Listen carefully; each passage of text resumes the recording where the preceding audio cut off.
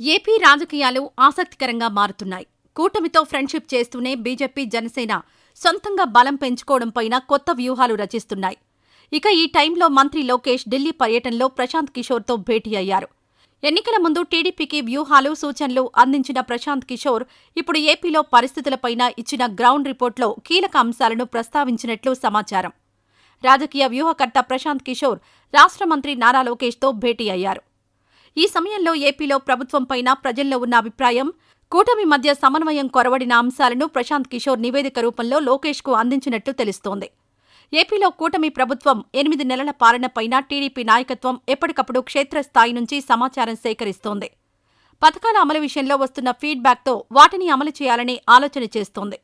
అయితే ఎన్నికల సమయంలో కూటమి చెప్పిన సూపర్ 6ని ఇంతవరకు అమలు చేయకపోవడంతో గ్రౌండ్ లెవెల్లో కూటమికి వ్యతిరేకత వస్తోందంటూ ప్రశాంత్ కిషోర్ లోకేష్ని ముందస్తుగా జాగ్రత్త పడమంటూ హెచ్చరించినట్టు తెలుస్తోంది. అలాగే 8 నెలల నుంచి వైసీపీ మీద చేస్తున్న ఆరోపణలను కూటమి ఇంతవరకు నిరూపించి చూపించలేకపోయింది. ఇక ఈ విషయాలన్నీ ప్రజలు గమనిస్తున్నారని కూడా చెప్పారు ప్రశాంత్ కిషోర్. దూకుడు కొంచెం తగ్గించాలని, వైసీపీ మీద మరీ స్పీడ్గా వెళ్తే బాల్ రివర్స్ అయ్యే అవకాశం ఉందని హెచ్చరించినట్టు తెలుస్తోంది. దీంతో గ్రౌండ్ లెవెల్లో ఉన్న పేద, మధ్యతరగతి ప్రజలు చంద్రబాబు పాలనతో బాగా అసంతృప్తితో ఉన్నారన్న విషయం తెలుస్తోందన్న విషయాన్ని పీకే చెప్పారు. ఎందుకంటే ఈ 8 నెలల కూటమి గ్రౌండ్ లెవెల్ సర్వేలో తేలిందంటూ కూడా ఘాటుగానే లోకేష్కి హెచ్చరికలు జారీ చేశారు. ఇప్పటికైనా చూసుకుని ముందుకు వెళ్లాలని చెప్పినట్టు తెలుస్తోంది. అలాగే బీజేపీ ఏపీలో సొంతంగా బలపడ్డం కోసం జనసేనతో కలిసి స్పీడ్గా పావులు కదుపుతోందన్న విషయాన్ని కూడా అండర్లైన్ చేసి మరీ చెప్పారు లోకేష్కి. అంటే రాబోయే రోజుల్లో వైసీపీ మీద టీడీపీ ఫోకస్ తగ్గించాలని, జనసేన బీజేపీతో కలిసి నడవాలని ఇండైరెక్ట్గా చెప్పారు.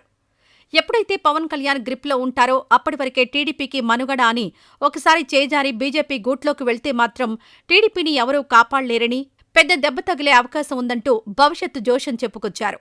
అంటే కూటమి అధికారంలో ఉన్నా కూడా వైసీపీ వైపే ప్రజల సపోర్ట్ కనిపిస్తోందంటూ ప్రశాంత్ కిషోర్ క్లియర్గా చెప్పేశారు. అంటే ఇప్పటికిప్పుడు ఎన్నికలొచ్చినా కూడా వైసీపీ అధికారంలోకొచ్చే స్థాయి స్టేచర్ ఉంది. ఎందుకంటే కూటమి చేస్తున్న అరాచకాలతో ప్రజలు ఆల్రెడీ అలసిపోయి ఉన్నారని చెప్పుకొచ్చారు. ఎందుకంటే ఇప్పటివరకు మిడిల్ క్లాస్కి, పేదవారికి చేసింది ఏమీ కూడా కనిపించలేదు.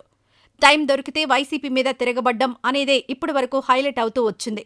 సో పెన్షన్ తప్ప వేరే ఏమీ ఇచ్చే అవకాశం కూడా లేదు అంటూ చంద్రబాబు క్లియర్గా ఇటీవల ప్రకటించిన పాయింట్ కూడా ప్రజల మీద ప్రభావం చూపిస్తోంది అని లోకేష్కి వివరించారు.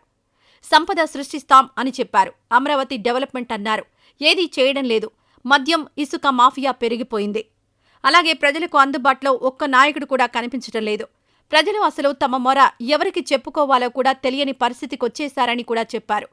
సూపర్ 6 అమలు చేయలేకపోతున్నాం, ఖజానాలో ఏమీ లేదు అని చెప్పి ఈ నెపాన్ని జగన్ మీదకు తోసేద్దాం అని కూడా చూస్తున్న విషయాన్ని ప్రజలు ఆల్రెడీ గమనించారని, అందుకే వారిలో నెమ్మదిగా తిరుగుబాటు మొదలవుతుందని చెప్పుకొచ్చారు. ఎన్నికల సమయంలో పథకాలు అమలు చేస్తామా లేదా అన్న విషయాన్ని ఇప్పటికే సోషల్ మీడియాలో కూటమి మీద ఒళ్లు మండిన ప్రజలు చేస్తున్న కామెంట్స్ గమనిస్తే తెలుస్తుంది అంటూ ప్రశాంత్ కిషోర్ లోకేష్కి పూసగుచ్చినట్టు మొత్తం వివరించారు. వీటన్నింటి నేపథ్యంలో జనసేన, బీజేపీ సొంతంగా ఎదగాలని నిర్ణయించుకుంటున్నాయని, ఒకవేళ ఆ 2 పార్టీలు కలిశాయంటే మాత్రం చంద్రబాబుకు, టీడీపీకి చుక్కెదురే. పార్టీ మనుగడ రాబోయే రోజుల్లో కష్టమే అని తేల్చి చెప్పేశారు. ప్రశాంత్ కిషోర్ మాటలతో లోకేష్ ఇప్పుడు డిఫెన్స్లో పడినట్టే అయింది. మరి టీడీపీ పరిస్థితి రాబోయే రోజుల్లో ఎలా ఉంటుందో? జనసేన పవన్ కళ్యాణ్ బీజేపీతో ఎప్పుడూ చెప్పా పెట్టకుండా వెళ్లిపోతాడో తెలియని పరిస్థితి.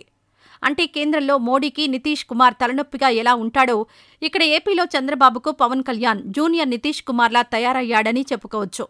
మరి రాబోయే రోజుల్లో ఈ చిక్కుల నుంచి టీడీపీ ఎలా బయటపడుతుందో చూడాలి.